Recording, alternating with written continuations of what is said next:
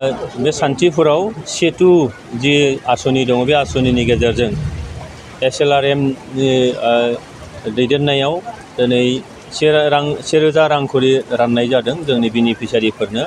चिराङाव गासै 948 सुबुंफोरखौ सायख'नाय जादों, महिलाफोरखौ, आइजोफोरखौ। आरो बेखौ कन्जिउमार सापर्ट ग्रान्ट होननानै बुंनाय जादों। आरो बिनि गेजेरजों मोनफ्रोमबो न'खरा जाहाथे गावनि आथिङाव गसंनो हायो, बिनि थाखाय सरकारा मदद खालामनो सिगांबोदों। बे आसनियाव गासै आरोबाव 20,000 रां बिथांमोना मोननो हागोन।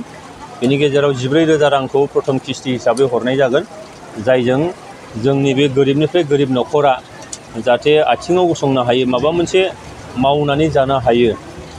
दाउ फिसिनाय, अमा फिसिनाय, हांसो फिसिनाय, बिनि अनगायैबो गाव माजों न'खरखौ फोथांनो हागोन बे राहाखौ बिथाङा लानो हागोन। बिनि थाखायनो बिथांमोननो गासै 20,000 रां मदद होनाय जागोन। दा दिनैहाय 1,000 खरि 6 दान हरगोन। दा बिनि गिबि बेखेवजेननाय हाबाफारि हिसाबै जोङो गासै 300नि बारा बे बेनिफिसियारिफोरनो बे 1,000 रांखौ रानगोन। बिनि उनाव गुबुन गुबुन जायगायावबो चिरां जिल्लायाव बेखौ खालामनाय जागोन। दिनै जोङो बेखिनिखौ रानग्रोनाय जाबाय।